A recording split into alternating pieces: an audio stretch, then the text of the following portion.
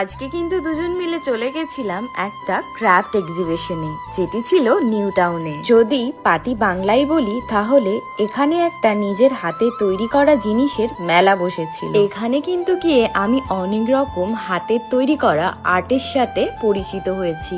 মেলাতে ঢোকা মাত্রই আমাদের সাথে দেখা হয়ে গেছিল এত বড় একটা আয়নার, যেখানে আমি এবং আমার বর দুজন মিলে একটু ঢং করে নিচ্ছিলাম। পুরো মেলা জুড়ে যেটা আমার সবচেয়ে বেশি নজর কেড়েছিল সেটা হচ্ছে এই ছোট্ট একটি বাচ্চার যখন আর্ট আমি নিজের চোখে দাঁড়িয়ে দাঁড়িয়ে দেখছিলাম।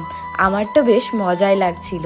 দেখো কতই না কিউট ভাবে ওকে আঁকা হচ্ছে। ইচ্ছে তো আমারও হচ্ছিল যে আমিও এরকম একটা ছবি বানাই। তবে কি বলতো, আমরা তো ব্লগার, আমরা শুধুমাত্র ঘুরতেই যাই। দেখো ঘুরতে ঘুরতে আমার দেখা হয়ে গিয়েছে সরস্বতী মায়ের সাথে। সৌরভ থাকবে আর ইনি থাকবে না, হতেই পারে না। আর এছাড়াও অন্যান্য অনেক রকমের পোর্ট্রেট নিজের হাতের তৈরি করা এখানে কিন্তু এক্সিবিশনের জন্য রাখা হয়েছিল। এগুলো যে সামনে থেকে দেখতে কত ভালো লাগছিল আমি বলে বোঝাতেই পারবো না। সবচেয়ে প্রিয় লেগেছে এই কৃষ্ণ ঠাকুরটা। আমি কিন্তু পুরো মেলাটায় ঘুরে ঘুরে সব রকম জিনিস দেখেছি।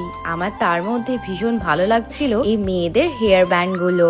আসলে আমি সবকিছুই অবজার্ভ করেছি কিন্তু কিছুই কিনিনি। আসলে এখানে দামগুলো আমার মনে হয়েছিল একটু বেশি বেশি, কারণ এগুলো সবই নিজের হাতের তৈরি করা। এখানে এই হেয়ার ব্যান্ড গুলোর দাম কিন্তু বলছিল 30, 40, 50 টাকা, যেটা আমি অন্য জায়গা থেকে 10 টাকায় নিয়ে নিতে পারবো। কেনার থেকে আমি দেখাটাই প্রেফার করলাম। তাই কিন্তু আমি প্রত্যেকটা আর্ট খুব কাছ থেকে ঘুরে ঘুরে অবজার্ভ করছিলাম, যেটা আমার ভীষণই ভালো লাগছিল। একটা জায়গায় গিয়ে দেখি অনেক ভিড় রয়েছে, তাই আমি একটু দেখার চেষ্টা করলাম এখানে এত ভিড় লেগেছে কেন।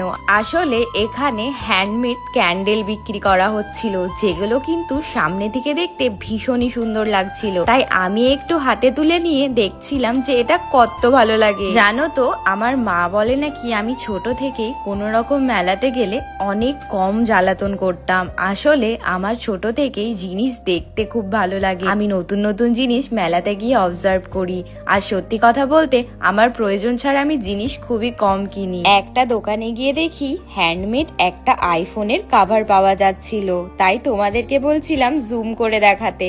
দেখো কতই না সুন্দর লাগছে, বাট আমি তো কিনিনি, আমি শুধুই দেখেছি। মেলাতে গিয়ে আমি কিছু দেখি আর না দেখি, আমার যদি পুতুলের সাথে দেখা হয়ে যায় আমি অবশ্যই তাদের হাত দিয়ে দিয়ে ছুঁয়ে ছুঁয়ে দেখতে পছন্দ করি। যতই বড় হয়ে যায় নিজের মধ্যে থাকা সেই বাচ্চা মোটা আমি আর ভুলে থাকতে পারি না। পুতুল দেখলেই কেমন জানি মনে হয় সব পুতুলগুলো বাড়ি নিয়ে চলে আসি। দেখো এই মেলাতে গিয়ে আমার মনে হয়েছে এখানে দেখার মতো নতুন